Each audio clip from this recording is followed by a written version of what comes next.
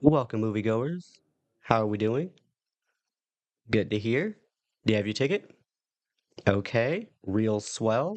You're going to be in Auditorium 28. That's straight ahead and to the left. Enjoy.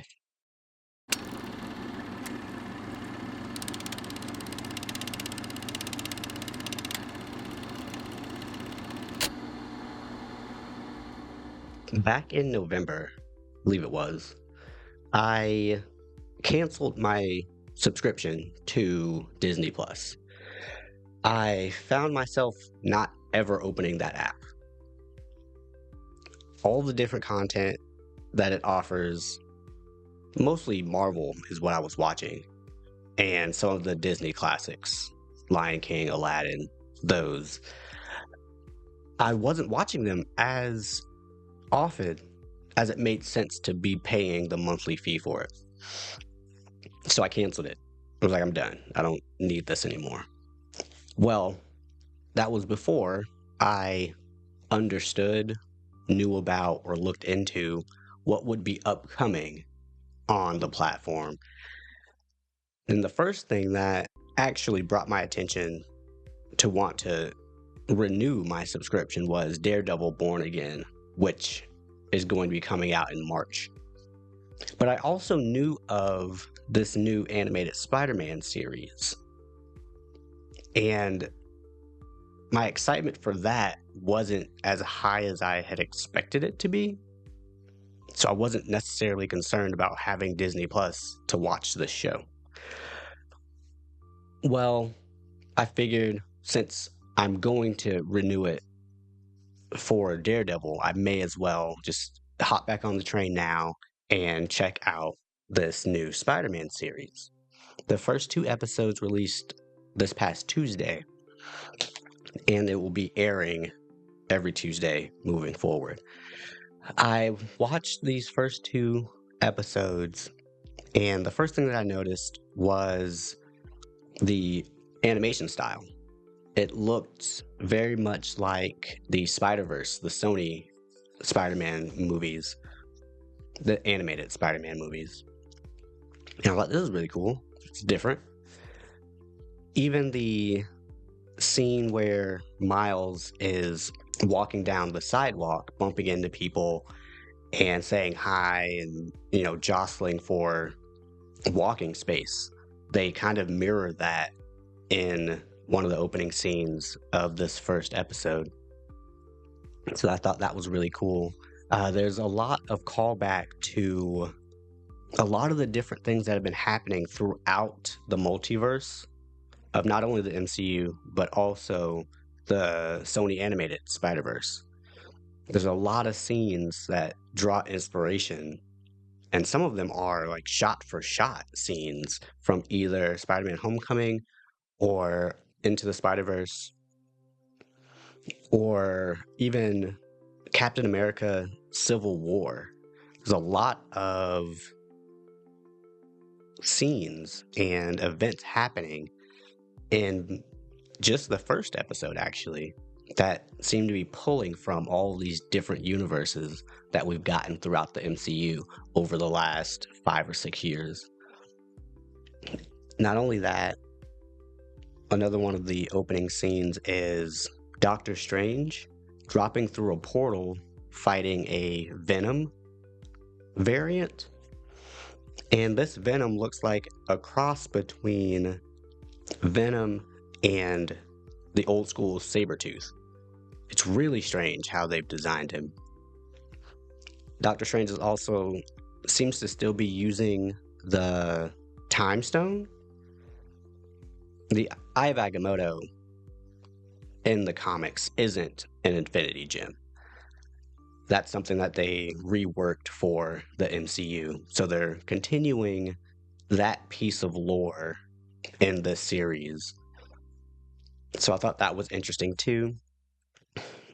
Another concept that they brought over from another universe is the spider that bites Peter Parker. In Into the Spider-Verse, Miles Morales gets bit by this spider that's not from his universe, and we learn that in Across the Spider-Verse. But the spider that bites Peter Parker in this new series came from the dimension wherever Doctor Strange and this Venom came from.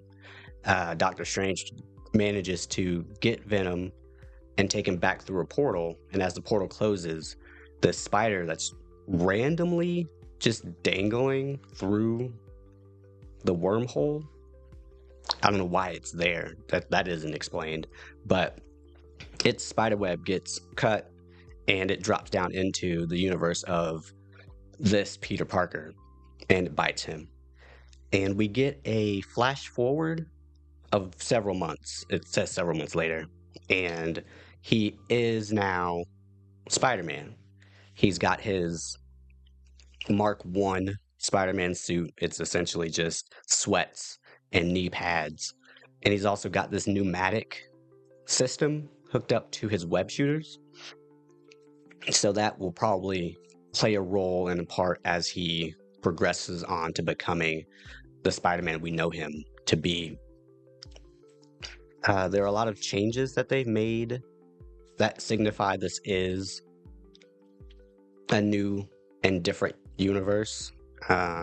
We immediately are introduced to characters like Amadeus Cho, Wakanda. There's a character from Wakanda already in the series, and she appears to already also be wearing Okoye beads. We have a female black Dr. Connors. Norman Osborn is black, and of course so is Harry Osborn.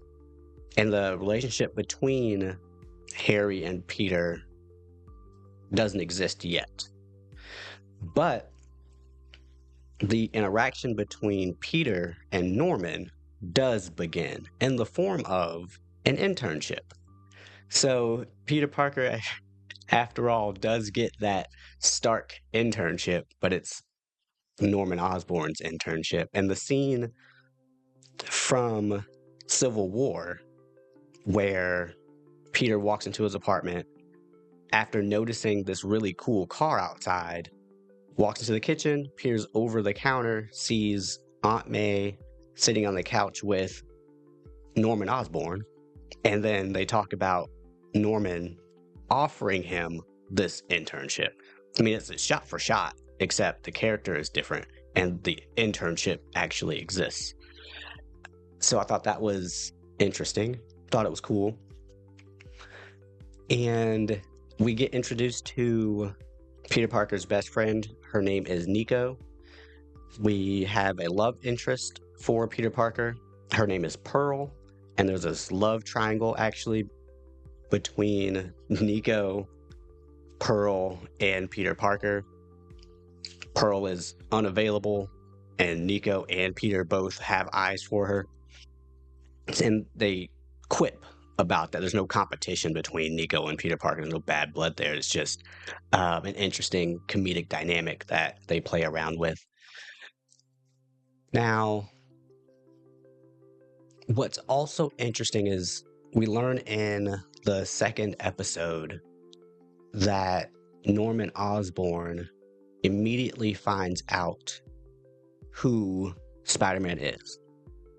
He knows that Peter Parker is Spider-Man. That's how the second episode ends, on that cliffhanger of him showing Peter Parker security footage of him in a stairwell getting changed. And then it cuts to the credits. There's a lot that they did with these first two episodes to introduce us to this universe, to these characters, and the potential of this story. And I am curious to see how it goes. The excitement that I have doesn't reach the film's anticipation when they were coming out. It doesn't reach when Disney Plus was first introduced and I would be able to watch the 1994 cartoon again. But Spider-Man is my favorite comic book character, so from that aspect, I am excited to see him again in a new and reimagined version. But the show does seem very ambitious. They want to do a lot. They want to tell a very different story, and I'm here for it. It's just they threw all of that out at you in the first 2 episodes so that whatever comes next doesn't really surprise you, because you've already been surprised in the first hour of the series. Each episode is, well, the runtime is 30 minutes. With the credits, it's probably closer to 24, 25. So this first hour of the series, it kind of blows you away. It tells you, listen, whatever it is you know about Spider-Man, every other version of Peter Parker, we are taking a culmination of all of that and introducing a new Peter Parker into this series and into this universe. So the next episode will come out on Tuesday, and I believe what I'll do is every Saturday do these kinds of recaps, because yes, they will be spoiler filled, and I'll give you guys some time to watch it yourselves, and then we can talk about it a few days later. So I look forward to coming back on Saturday and discussing what happens next week, and we'll see you then.